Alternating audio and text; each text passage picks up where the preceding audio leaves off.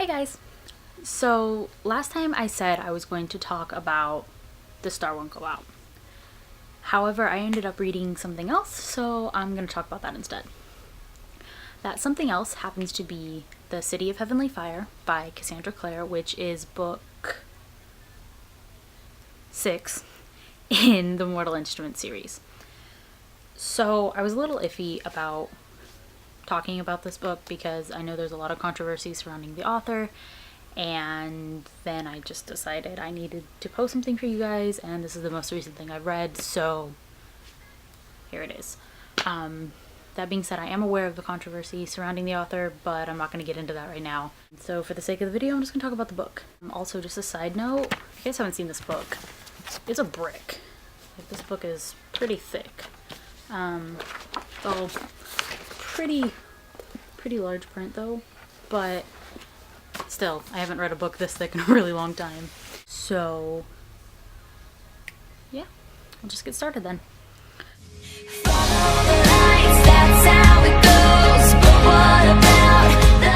So overall, I felt that this book was a good ending to a series that I felt was just generally pretty fun to read. By no means is the Mortal Instruments series one of the best book series I've ever read. I know that a lot of people don't like it because it can be kind of hokey. Like I said, there's controversy with the author, and a lot of the times in the dialogue it's almost like a fan fiction, which makes sense. But considering the story's roots, at least what I've heard its roots are. But that aside, I think it's fun. I liked it, but there are bad things, so I'm just gonna get those out of the way now. Firstly, I don't like the main character. Her, Clary or Jace. I don't like either one of them. Clary has been a least favorite of mine since about the third book. Jace has been a least favorite of mine since the beginning. Both of them seem very cookie cutter to me, especially later on in the series. So what I mean by that is Clary is like the stereotypical heroine, really. Like, she's small, feisty, stubborn, and Jace is sarcastic and cocky, but a diamond in the rough, and they just get on my nerves a lot. Why did I keep reading to the 6th and last book? And that's all because of the side characters, which I will talk about later, but they really made the story for me. Another thing that I don't like about these is something I mentioned earlier, and that's how the dialogue is very fanfiction-y sometimes, and it feels like it tries way too hard. So what I mean by that is, or a specific example of that, I guess I should say, is when Clary says to Simon that he and Isabel need to DTR. I've never heard anyone use that phrase before, like not even in Clueless or Legally Blonde. And those would be the kind of movies that, they would say they did. And I honestly didn't even know what that meant until I read this book. By the way, it's define the relationship. So that's a thing. I feel like that was trying way too hard to appeal to teenagers, unless, that was a thing that teenagers in 2007 said. Because that's when these take place, is in 2007, or that area, 2007, 2008. I don't know. I just turned 13 in 2007, so I don't know what the lingo was for high school kids. Maybe DTR was one of the words. I don't know. Was that a spoiler? The Simon Izzy thing? I'm just gonna go with no. Because if you're watching this, hopefully you've read far enough in the series to, be up to this book. And you'll know what's going on with those two characters. So we're just gonna hope that wasn't a spoiler. Alright. So those were the main bad things. So the good stuff, first and foremost, is the supporting characters. And actually on my notes here, I have that written in all caps with like 3 exclamation points. So, to explain a little bit, Simon and Magnus specifically, along with Isabel and Alec. But Simon and Magnus have been my favorites since book 1, and I was just really, really glad that it was consistently that way, and I liked them as much in the beginning as I do at the end. And the thing with Isabel and Alec is that they've grown on me a lot throughout the entirety of the series. So, I don't know, they're great. And I think it's just all of the supporting characters in their entirety kind of make the story for me, because they make up for how annoying the protagonists are, and they're kind of the sanity to those two's just insanity. That was very, what am I saying? I don't know, just all of the supporting characters just add so much more to the story, and I think that these series are a really good illustration of the fact that you're not going to have a good story with a complex plot line if you don't have good supporting characters. Because if the story were just about Clary and Jace, then it would have fallen so flat. I think it would have been in like Beautiful Creatures Range with Me, and that's saying something because I could not stand that first book, and I didn't finish that series. So the thing that really saved the series, I think, is all of the side characters. Another thing that I really liked was how everything played out with Sebastian. That had the potential to be really, really terrible. Terrible? Really, really terrible and cheesy. That's what I was going to say. Terrible and cheesy. Terrible. That's a word. But Cassandra Clare did a really good job with it, and for this series, like as I've mentioned, it's not spectacular, but for what this series is, Sebastian is a very good villain. I think he was developed well and was a legitimate villain, more so than Valentine was in the beginning of the series.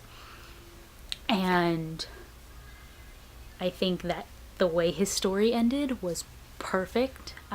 It was sad, and I actually felt really, really bad for Clary and Jocelyn. But at the same time, I think it was perfect, and I really couldn't have ended any other way. And another thing that I really, really liked was the epilogue.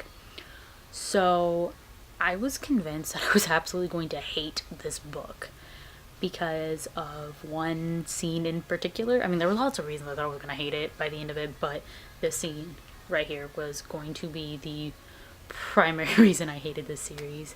No, not the series, this book. So this is kind of spoilery, but not really. I'm going to omit as many like details as I can and just give you a very vague description. But the scene is late in the book, and the gang they're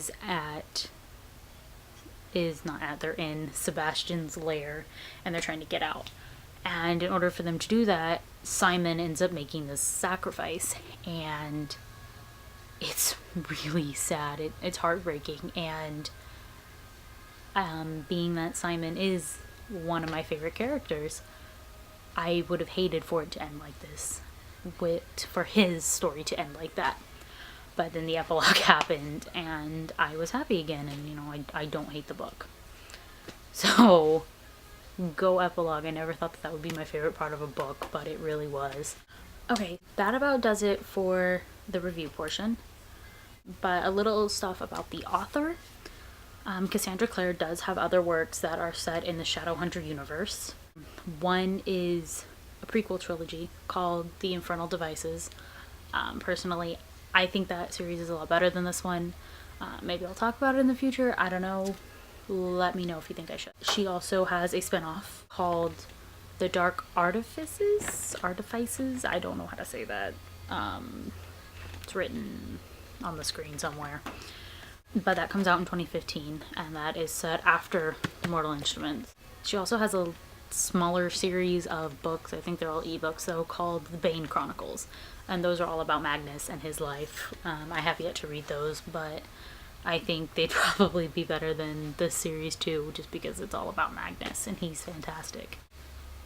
Oh, and about the music in this video, I don't know if you can really hear it playing in the background, but it's called In the Shadows Tonight, and it's by Megan and Liz, and this song was inspired by the first book in the series called The City of Bones, so I just thought it would be really fitting to include in this review. So that does it for me talking about books. A little update for you guys though, in hopefully a couple videos time, I will be doing something a little different and do a vlog montage kind of thing about my trip to LeakyCon, which is coming up at the end of this month. For those of you who don't know what LeakyCon is, it is a dorky convention, to quote my best friend. No, a dorky conference, that's what she called it. It was a dorky conference. But it started out as a Harry Potter con, and it sort of evolved to include a bunch of different fandoms, and it's super cool. Like, there's a bunch of different panels with authors and actors and people who are, you know, active in the internet community. And there's music, and I went to a Disney sing-along panel last year when I went, so that was really cool. So there's fun things like that, and it's also really informational. You learn a lot about, well, depending on the panels you go to, but they have panels on, you know, how to be more prevalent on YouTube and things like that. So it's really cool. I highly suggest you looking into it, and if you're able to go, that would be really cool. If you are going, if you find me there, come say hi. That would be really cool. So yeah, that's LeakyCon, and I'm hoping that I'll have actual video footage. I'm hoping I'll be able to get like a actual video camera and not just have to carry around my DSLR that I record these videos on. But I might just carry that around too. I don't know. But there will be pictures and fun things, so I'm hoping that that video will go well. I'm looking forward to making it. So yeah, that's about it for this video. As always, links to the author, where to get the music, and how to contact me are all going to be in the description. And I hope you are all having a wonderful summer so far, and I will see you soon.